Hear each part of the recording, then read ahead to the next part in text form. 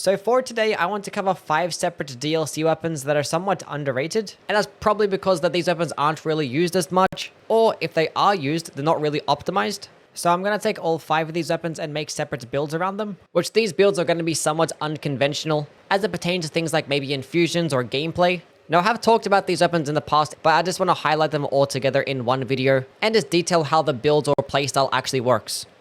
Now, the first weapon I want to touch on is the perfume bottle. Doesn't really matter which one, they kind of all work the exact same way. But the perfume bottles have received a lot of slack, and somewhat rightfully so. They don't really have the fastest movesets, they don't really do good poise damage, you can't get critical attacks, don't work with the multi-hit talismans, they also cannot be infused, so there's no real way to like maximize certain types of weapon skills, they don't really have many weapon skill options either. And there is going to be one very specific playstyle that makes them really good. But for the positives of the perfume bottles, 1, they're extremely light. 2, they offer you the power stats in combo with just having to two-hand it. They offer you pure elemental damage. So not only do you not have to go through multiple defenses, but you're actually going to maximize the benefits of things like the scorpion charms or the crystal tears. They also do have like travel speeds as well. So you could potentially use them as somewhat of a trap for enemies to like walk in towards. You don't necessarily have to time your attacks correctly all the time. The heavy attacks and fully charged heavy attack cover such a wide radius and stagger really well. But I think the best part about the perfume bottles is going to be its running heavy attack, because it has you leave a trail of damage throughout the entire running animation.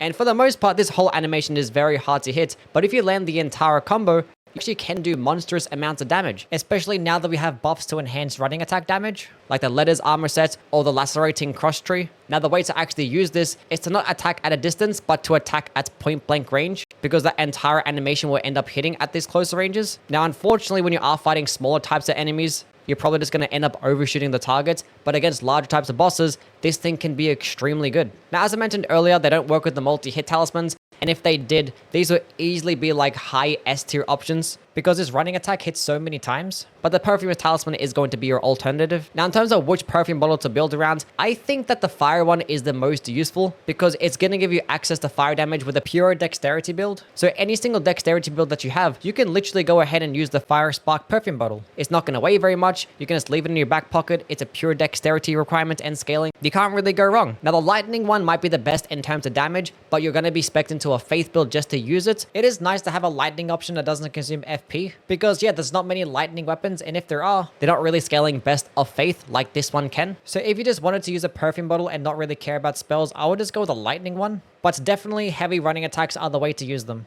Now next, I want to talk about the BLOODFIENDS Fork. This is a dexterity and arcane based spear that does come with passive bleed and has the ability to be infused. So it is going to be comparable to the Cross Naginata. Now the thing is, it's never going to output more damage than the Cross Naginata when it comes to like a dexterity infusion or an occult infusion. But the thing is, the BLOODFIENDS Fork is going to get a bit more bleed. It also is a lot lighter, where the Cross Naginata is heavier, and also the Cross Naginata consumes a lot more stamina too, where if you are going to go with like a power stance spear build, which is like the optimal pairing, you don't have to spec into much endurance with the BLOODFIENDS Fork. And unlike the Cross Naginata, you actually can get multiple per playthrough.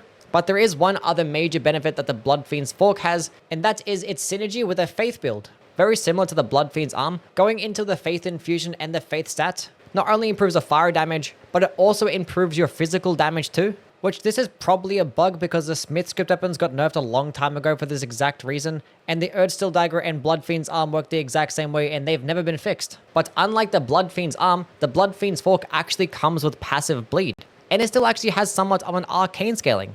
And it's not even that bad of an arcane scaling too. Once you hit the soft caps for faith, you can just dump all into arcane, and you can be getting like monstrous amount of damage, more so than any other spear in the game by a long shot, as well as getting lots of bleed too. If you are at higher levels, this would honestly be a weapon that I do recommend, because it's basically your only faith and arcane weapon in the entire game. Typically with faith arcane builds, they kind of fall off a little bit at a higher new game plus. Even though the seal is really good, you don't really have many weapon options. But with the BLOODFIENDS Fork, you basically have one.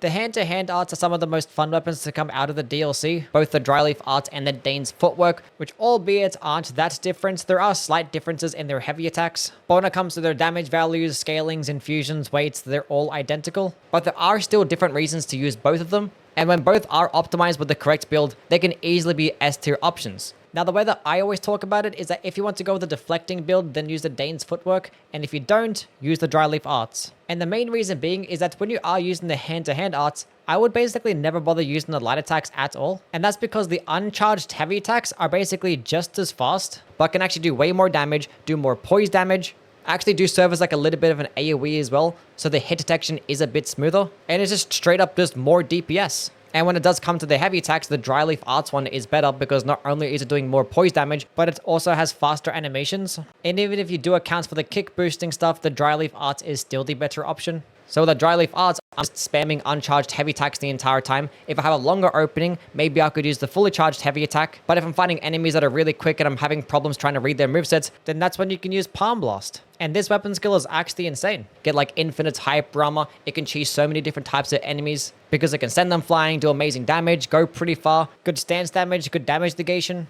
Now, as for the Dane's footwork, I did say it was best for a guard countering build, and the reason being is that it's kind of bugged with them that it just hits multiple times. Normally with the guard counter, it just hits with both hands at the same time, so it just ends up being 2 hits. But for some reason with the Dane's footwork, it can hit like a 3rd or a 4th time even, and you can be doing like over 50% more damage and 50% more stance damage than you otherwise normally would, and this will stack with things like the Curvasaur Talisman and the Deflecting tier. The obvious and only downside is that even with the Deflecting tier, you're still going to take a whole bunch of stamina damage, but if you just spec into Endurance, use some stamina boosting talismans, you're going to be perfectly fine and actually can make for one of the more fun guard countering weapons.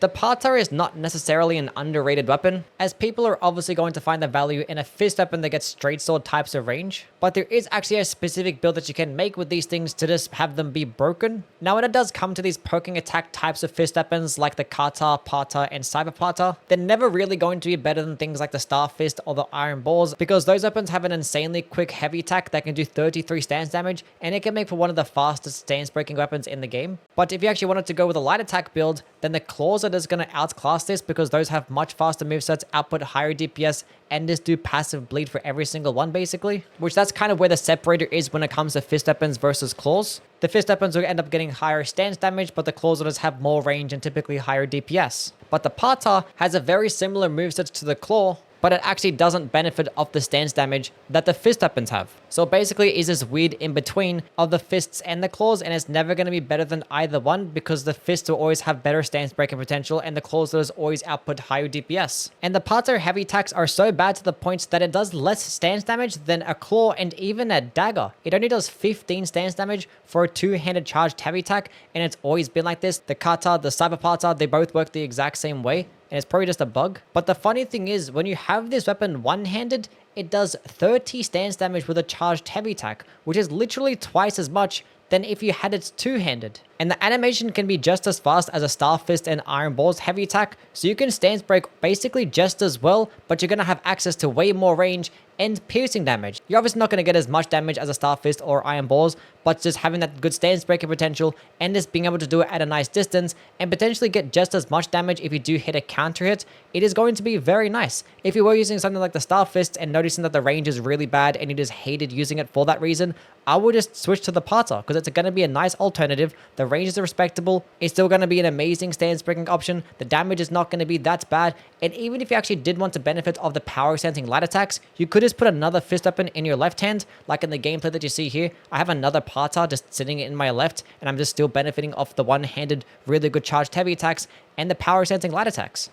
Now, the last weapon I want to touch on is the SMITHSCRIPT daggers, which, yes, this weapon has been memed on plenty of times, myself included, with its really bad damage, but there actually is a very specific build out there that can make it very respectable, and is honestly a pretty basic build at stats, but most of the builds that people might tend to go gravitate towards, those bleed types of builds or scattershot throw, never going to really be that good, and always just going to be outclassed by the Claws of Night every day of the week. Now, the only real optimal way to build around them, in my opinion, is just a dexterity, keen infusion all the way, because you get an S scaling and dexterity and actually can retain some respectable damage. But yeah, with basically every other infusion, the base damage and the scalings are just horrendous. With a bleed infusion, the status effect build-up is so incredibly low. It's only like 30 bleed build-up, and you're just never going to be able to proc bleed with something like this. Always better off just going into a pure dexterity build. Now, there are plenty of methods to actually help optimize your damage. One of them is by using the uncharged heavy attacks. There actually was a patch some time ago that actually buffed the uncharged heavy attack speeds of a lot of different weapons, this one being one of them. Just leading off an engagement with the uncharged heavy attack and then comboing the light attacks is going to be the best way to actually output some DPS. Just go like one uncharged heavy, 3 or 4 light attacks, then go back to the heavy and then rinse and repeat. Now, in most cases, it's pretty rare that you get a really long combo off, but in this instance, we're using projectile attacks. And with projectiles, you can sit at a safer distance, not have to engage with the enemy, and more likely than not, you can actually get the entire combo off. Which obviously this is the major appeal of the weapon itself, is that we just have a 0 FP projectile attack that can be pretty quick and potentially output some decent damage, which this thing actually can do. There are so many talismans that you can use to help benefit with the damage of the SMITHSCRIPT daggers. The major ones being, and the best ones, is obviously the multi-hit talismans alongside the thorny tier. All these things combined can actually help you output up to 50% more damage. And as I mentioned a bit earlier, with like the range-based attacks and how easy it is to get your attacks off, you can very well just keep this buff active. You can also use things like the smithing talisman. The arrow reach talisman actually enhances the range of it, because with a weapon like this, you do get some pretty severe damage fall off, but this can actually help mitigate that. You also can use this spear talisman as well, because yes, we are doing piercing damage, which I always mention is the best damage type in the entire game. A lot of enemies are weaker to it, and you can get a counter hit off, which a counter hit is that when enemies are in the middle of an attack combo, they take 30% more damage to this particular damage type, and the spear talisman just enhances this by an additional 15%, and this is a multiplicative buff. You could also use things like the blue dancer's charm as well, because this weapon is extremely light and is going to be doing pure physical damage in this instance, so it can be a nice pairing. And obviously, if you want to use some certain types of skills, the Shard of Alexander is still at hand, which, speaking of the skills, there only are a couple of options for this build in my opinion. There are lots of skills that you can use, but the only ones really worth looking at would be Shriek of Sorrow, which this is the only weapon buff that's available to the SMITHSCRIPT daggers. But I think better yet, still Scattershot though is going to be the optimal option in my opinion, because it helps complement the rest of the weapons so much. Now, no, it's actually not going to beat out the DPS as the regular light attacks or the heavy into light attack combo can do, especially at these further ranges, because this thing has pretty severe damage fall off. But the things that Scattershot throw actually does do is, one, can hit multiple enemies at once, hit enemies like to dodge and move around, and also stagger some enemies like knights as well, which this basically covers all the weaknesses of this SMITHSCRIPT dagger. They have terrible poise damage and terrible stance damage. They're not going to stagger basically anything. Like the stance damage is like 2 attacks per hit. The projectile itself can be easily input read, so all these quicker types of enemies, they're just going to dodge it. And it has a very small hitbox too, so even if you're against skinnier enemies, there might be a chance that it just misses, and it can't hit multiple enemies. Whereas Scattershot though basically fills all of those things for you. So I think this particular build with the SMITHSCRIPT daggers can actually be pretty decent. You just lead off with the heavy attack. Even a jumping heavy attack can be very nice, because it sometimes might track towards the head too and get a headshot, which can help stagger enemies.